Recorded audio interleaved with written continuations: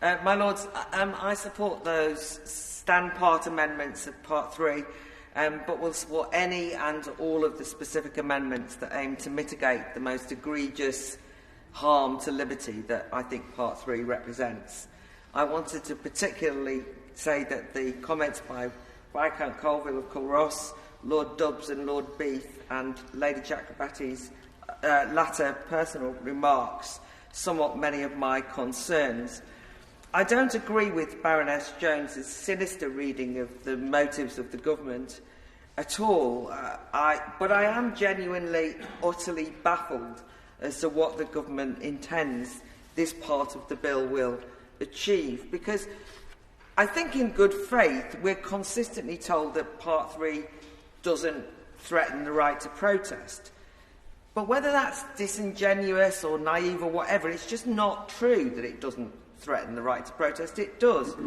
This section of the bill weighs the balance of power heavily towards the authorities, and it just makes it harder for members of the public to demonstrate their views and have their concerns heard. And it explicitly aims to restrict protest in an ever wider range of circumstances, and more insidiously by threats of criminalising eye-watering fines and imprisonment for an ever-expanding number of types of protesters.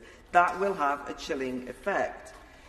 I asked the Minister, how would the government advocate that citizens stand up to the state, make their voices loudly heard, or those in power, or hold the government to account beyond the ballot box within the prescriptive clauses of Part 3? I mean, surely this government has championed popular sovereignty in relation to something like Brexit, for example.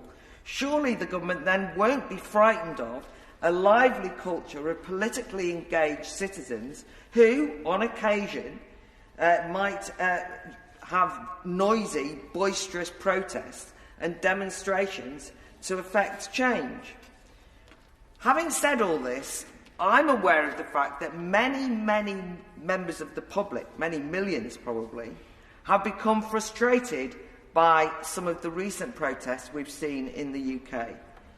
They want the police to firmly deal with these new kind of protests that seem less about democratic rights and more about using tactics against the public, almost with the aim of disrupting ordinary people's lives until they relent and accept their net zero aims without the bother of winning over the majority by argument.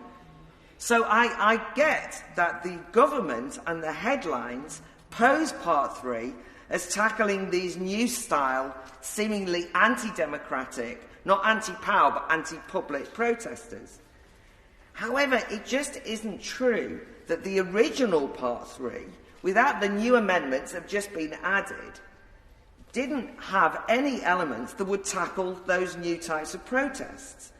As I said at the second reading, laws already exist that just aren't being enforced by the police consistently.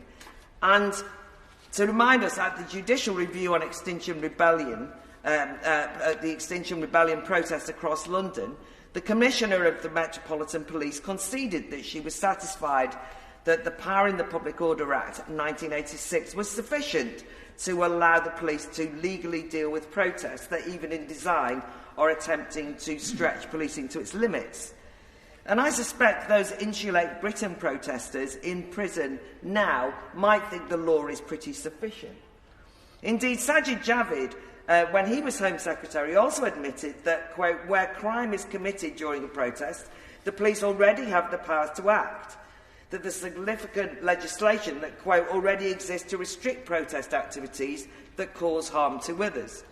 And as Garden Court Chambers notes, the suggested gaps in the law simply do not exist. These additional powers are designed to make prohibitively difficult for the public to exercise its right to protest at all. Now, as it happens, it seems to me that the Home Secretary possibly agrees with me that the original part, I don't imagine she was influenced by me, but that the original Part 3 doesn't make a blind bit of difference to policing Extinction Rebellion style, that kind of issue.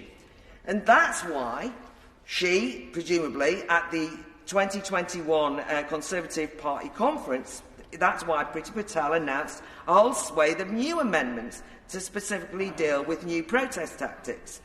Now, I might not agree with those new amendments, but at least I understand the logic of creating new offences to deal with things like the act of locking on, which is a kind of new form of protest, or to tackle all those people gluing themselves to highways and so on. But the rest of Part 3 makes little sense if it is the case that the government are addressing public concern over the new style protests. So, there's loads I want to say in the detail, but I won't do that. I wanted to just make a couple of points on noise, although a lot has been said. I can't believe that we in this House have been reduced to looking at what's too noisy, because the police have been given such expansive and draconian powers to impose conditions on protests based on interpreting how much noise may have a significant impact and so on. I've spent quite a long time researching decibels and statutory noise nuisance laws and much more. You'll be all relieved to know that I'm not going to give you any fascinating detail on any of that in this speech. But it was just as I was researching it, I thought, oh my goodness, all these police officers who are charged with making judgments on what's too noisy won't have my research at their fingertips, but rather that rather nebulous, vague and subjective idea that they've got to make a judgment about what noise might be causing unease. And so, as the Joint Committee on Human Rights noted earlier in the year, what one person considers the noise to be noise significantly intense to be likely to cause serious unease, alarm or distress may be very different to what another person would believe meets that threshold. I mean, if I ask my noble lords here what's too noisy, we won't agree. I mean, I don't know about in your home, but in my home, I insist on turning the TV up. Everybody else says it's too loud. I basically shout that the music is screeching and drowning out our conversation, and I'm told I'm being an old fogey.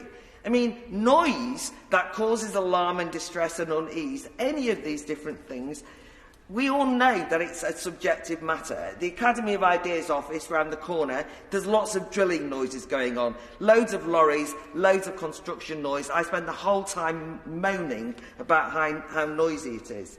It causes me a lot of distress and alarm, I assure you.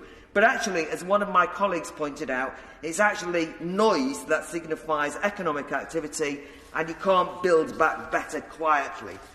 So I just think it's a complete waste of police time to ask them to even consider the ludicrous basis for assessing whether a demonstration should take place or not based on noise. And Lord Walney's examples that he used of where noise is horrible, and he gave some very good examples, was he was talking about unpleasant political views.